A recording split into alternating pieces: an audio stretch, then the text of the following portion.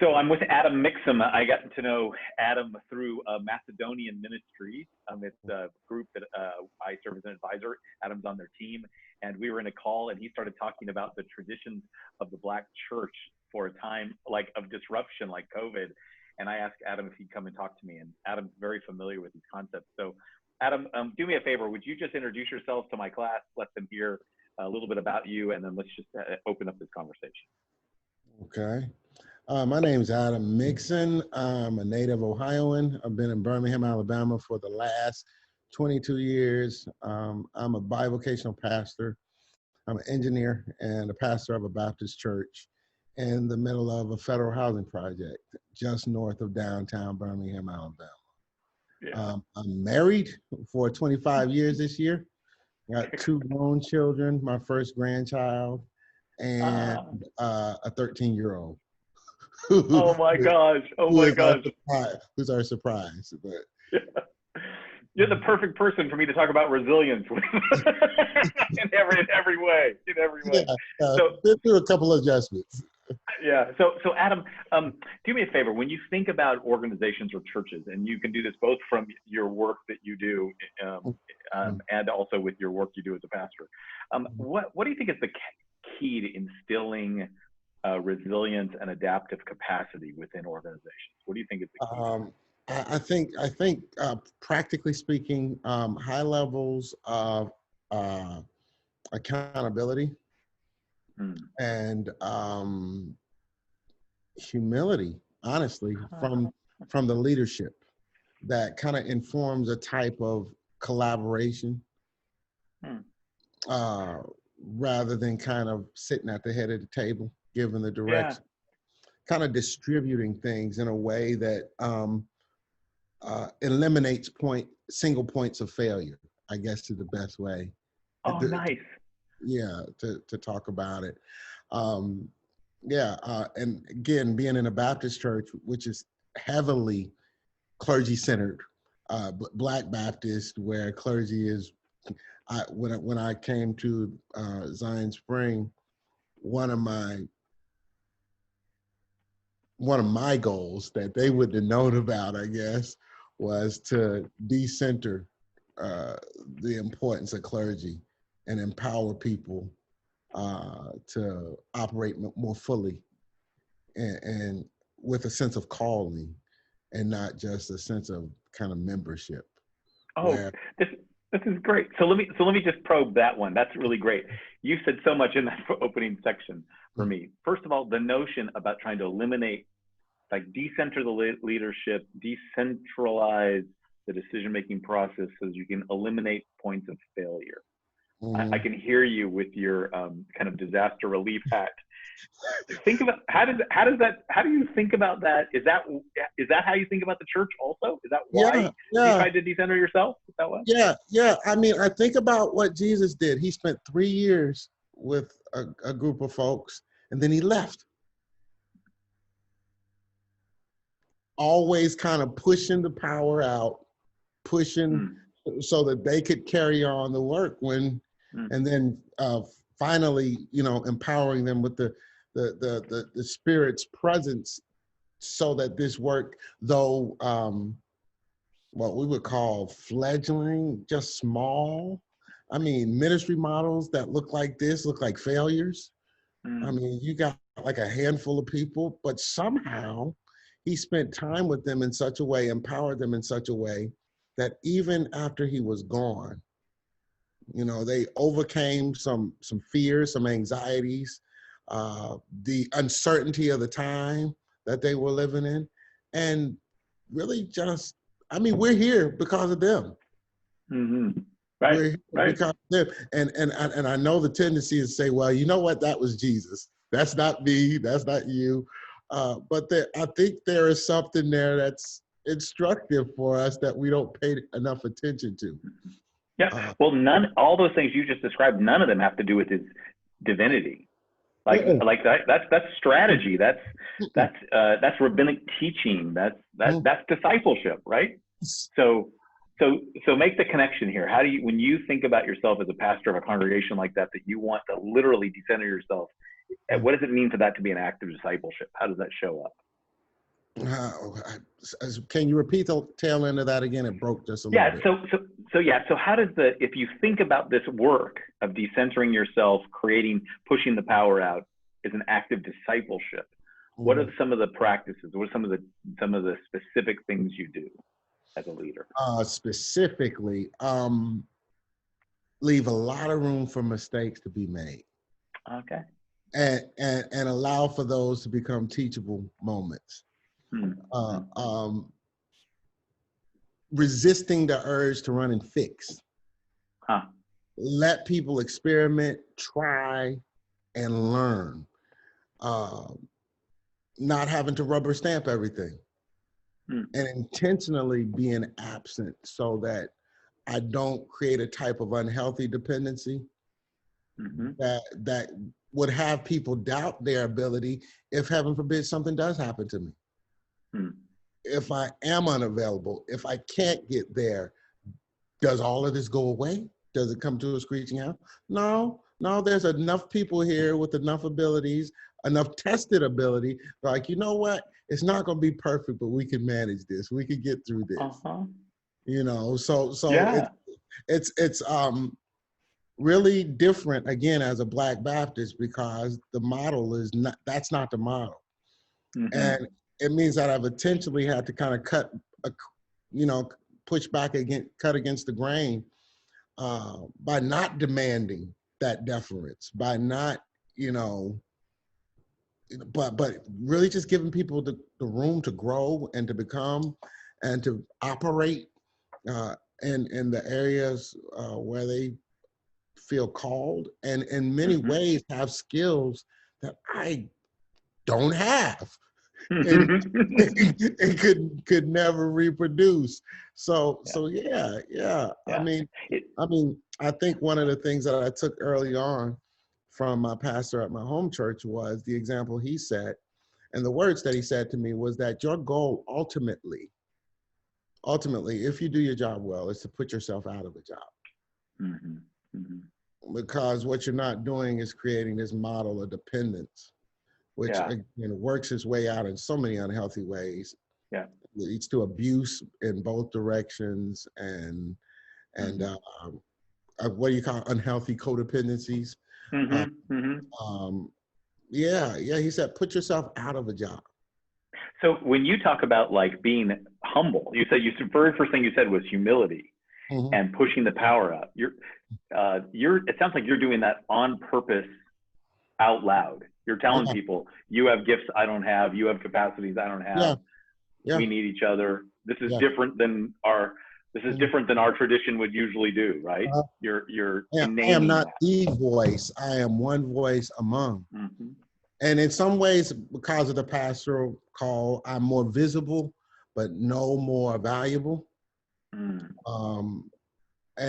it sounds kind of corny, but it's very much a round table. It's really collaborative, and there's a lot that happens. And again, in the Baptist church, when you start talking about pastors and the deacon board and the trustee board, not a whole lot of collaboration, but we literally sit around a table where there's no head. So when you think about this isn't just your leader. So again, connect this back to discipleship. Like a traditional view of discipleship is there is a teacher, there are disciples. My job is to teach you. You're saying that the leadership process itself is kind of creating the discipleship process. Is that right? Yeah.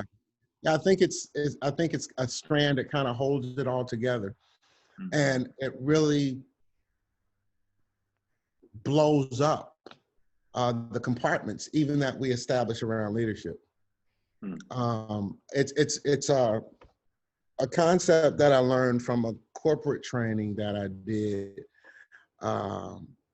and I actually do that also, called the OS principle, and it's about accountability, and it's about every person within an organization taking ownership in the vision and in the program, and then the success, and sometimes even in the failure of the organization. And what I discovered is that you can teach people to be accountable, but if leadership doesn't model a culture Yeah. that affirms that accountability, there's only frustration, right? Mm. People will do all they can, and then the leadership is resistant, and there's this unnecessary tension. But if leadership's responsibility is to create experiences that inspire people to, if culture is created by leadership, then accountability is a natural follow to that. So it's like it's an interesting little overlap that Yeah, I've yeah. discovered. There's in Patrick Lencioni's work, right? He will talk about the fact that you need to create a culture where everybody is accountable to everyone. Like there's mutual accountability. Everybody has ownership. Everybody has accountability. But the paradox is the only way that happens is if the leader models it. So the leader has to both hold people accountable and submit themselves to accountability so that everybody else will own it, right? Yes. What was the name of the principle that you said? It's called the OZ principle. The organization is called Partners in Leadership. And it's a funny story, actually. They started with the Oz principle, which is based on the Wizard of Oz, and all the people not realizing what they already possessed, and then teaching people to kind of lean toward that and realize that you have these gifts and abilities, they're part of who you are, and they're valuable to the broader organization, kind of leading people back to themselves. But they wrote that book first and did a bunch of really successful seminars on it. But they realized, we're creating all these accountable employees, but they're frustrated because the leadership is not. Yeah. So the people responsible for creating this corporate culture are not embracing the ideals that these folks have been. So there's just frustration. You have your rock stars, and you have the people who do anyway, but there's just this overall kind of frustration and malaise because the leadership is resistant. Leadership does not want that type of accountability. And if I can just be really candid, that's one of the things that frightened me about pastoring in a Black Baptist context, is because the polity is so congregational. Yeah. Moderators are invited in only by invitation. For me, it was as important for me to protect myself and to protect them, that we had to commit to some type of mutual accountability so that there's no abuse taking place on either way. It was just healthy. It's healthy. Yeah. So you and I were in a conversation about practices that people need through this pandemic to get through. And one of the things you talked about is this has been an opportunity for you to reaffirm and to rediscover, or maybe just to talk out loud about what is known about some of the practices of the Black church that really have been made for these kind of long obedience in the same direction kind of thing. Could you talk about some of those practices and how they work together for you? I mean, on the most basic level, the disciplines of prayer and, personal study. I mean, the dislocation that people are encountering, less difficult to challenge when it's really a part of your spiritual discipline. If you're waiting for, Sunday to be blessed, or you've hired your spiritual surrogate to say all your prayers and do all that work for you, when that's more a part of your practice. And some of it bred out of suffering. It was literally all that my foremothers and forefathers had to hold on to. So it wasn't, pick Jesus up on Sunday, wave by on Sunday afternoon. It's like, man, I'm dealing with circumstances that are so brutal and harsh that if I don't have a type of spiritual practice that is resilient and that is evident beyond just the religious services, then I'm not gonna make it. So it's the hymns we sing, or the spirituals, y'all would call them spirituals. The walk with me, Lord, walk with me while I'm on this tedious journey. It's, hold my hand, guide my feet, that type of just daily, again, decompartmentalizing our religion, taking the bounds off of it. There is no sacred and profane. There is no sacred and secular. Kind of in a James kind of way, there's this one life that we live before God, and everything that we say, do, the work that we set our hands to is infused with that presence, and we learn how to practice that. In some ways, it's kind of a priesthood of all believers. All work is a sacred work. Whatever I set my hand to do is ministry. My witness is at stake when I go to work, or when I'm in traffic, or when I'm in the market. It's a whole life. That's why it's not a stretch in our context to talk about the grace of God, but also to talk about justice, because there's no compartment. There's no such thing as my social life and my private life and my family life. There's this one life, this integrated, which I think in some ways is what salvation does. It reintegrates us. It allows us to live this one life faithfully before God, regardless of where we are.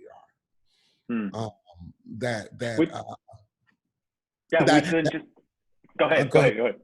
That is in some ways the blessing of being pushed to the margins. Yeah. Well, I was thinking that why I got so excited is because, well, that makes total sense then why there wouldn't be any divide between, say, the leadership culture you created and the discipleship that you're talking about, because it's one life. If we don't, our discipleship has to be shown up in the culture we're making. I mean, you're talking about organizational culture, and and in one sense, discipleship is about creating a culture that grows healthy fruit, that grows justice, that grows goodness, that grows integrates salvation. Yeah, that's right. That's right. Yeah. So, and I think that is one of that is the character that God has carved out. That is the blessing that is associated with living, growing up, being cultivated in the margins. In some ways, the church I serve is an old civil rights mass meeting church. And there's something about when a worshiping community aligns itself too closely with the power structures or the power that be, that lends to a type of privilege and a temptation to take for granted. What most of us know is a gift. Well, what we know is a gift. Let me see if I can say this well. I think that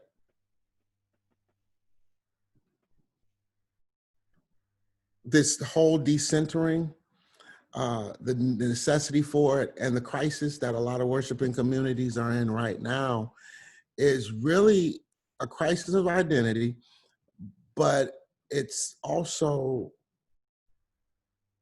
evidence of our idolatry.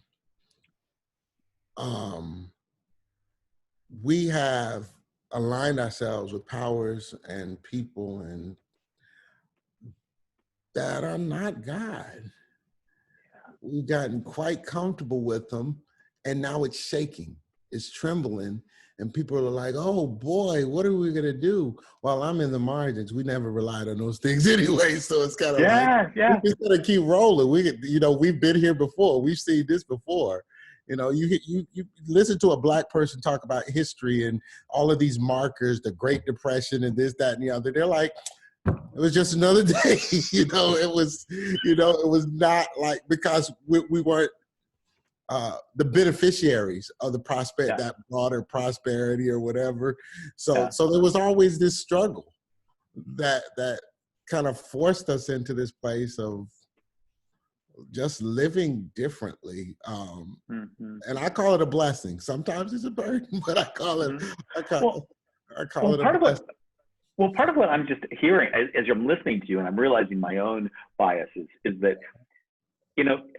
it's even the ability to separate and compartmentalize in one sense is based on privilege, right? You have the opportunity to segment out part of your spiritual life over here, or decide whether you're going to be part of justice, or make a decision like, oh, is today protest day, or is today where I'm going to play tennis? tenants, Mhm. right? Right, like literally, like in your world, you're saying that what's different about the black church is that it's because it's on the margins, it has to live this integrated life, which means that then it has to produce people who stay integrated and Mhm. integrated in the gospel, and it means you have to lead a community of faith that will live that part out. Yeah. Yeah, and if you're gonna survive, and sadly, I've seen churches that have not survived across traditions, and it's mainly because they refuse to adjust. And uh, again, adjust, kind of addressing this broken model. I think the model of clergy-centered ministry is just broken. And Mm-hmm. that's probably going to make somebody upset, but I think that's broken. I don't think that's the way it's supposed to be. And then secondly, I think when congregations fail to change in ways where they can begin to embrace and reflect their context, um, in healthy ways, not in taking on the culture, Yeah. but you know Yeah. what, we should the community outside shouldn't look radically different from the Yeah. community inside when you start talking about it. And when you don't address that, you don't survive, you don't make it. Mm. um yeah, which leads me to something else that you got me to thinking about. At the onset of any of this type of conversation, there has to be kind of a radical reorientation. There has to be a recalibration of how we define what successful ministry looks like. Yeah. Oh yeah. Gosh. I had an old preacher say it like this to me once. He said, swelling is not growing. And Oh. and just, if we're measuring our growth in dollars and cents or in butts and pews, but not in the quality of the lives of people that we're serving, or the impact that we're having on a particular, community, then, you might be swelling, but you're not growing. Growth is a Doing. sign of health. Swelling obviously is a sign of some pervasive type of illness. You got Yeah. to Yeah. detect them. And it made me really careful, again, early on in ministry, as to how I measured. Do I preach differently if there's only 20 people, or if there's 2,000, or, do I posture differently when there's important people in the room, or when there's, the homeless guy from the street corner? You absolutely, again, no compartments. Mm. I may switch my code a little bit depending on what discipline or where I'm at or whatever. But nah, you got to be the same person everywhere at all times and in all things. Otherwise, which again, we have to redefine what success in ministry looks like. And Boom. in a time like this, where you got people in the third-year cohort, they're getting ready to, in the middle of this mess, it's kind of like, yeah, all of that, bright-eyed, how you're gonna go into the, gut check. I really need you to think about how are you gonna measure success, Mm. and whatever this context is that you're gonna land in. How are you gonna sustain yourself? Because again, we take that personal. We own that if it doesn't grow the way we want it, if it's not this. How are you going to manage that crisis when things don't go the way?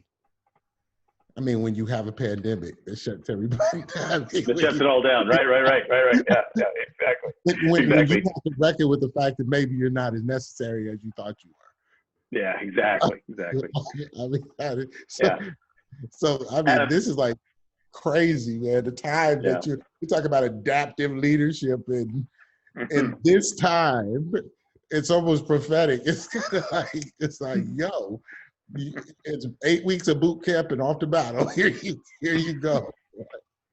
Well, I'm gonna let your incredulity and laughing be the blessing over my class. That's a good thing. It's awesome. When I was reading back over your notes, I was like, holy cow! How could you? It's providential. The timing of it. We're coming up on the end, and we're in the middle of probably the biggest mess of our entire lifetime, in my lifetime. Yeah, mine too. Adam, Yeah. thank you for this. This is great, man. I would keep talking to you all day, but this is really helpful. I think some of the things that you just highlight must naturally out of your life and your experience and your tradition, I think is going to be jarring in a good way for a lot of us. So thank you. This is a gift. Thank you. Well, I hope you can edit all my babbling and get something out of it. Man. It's all good.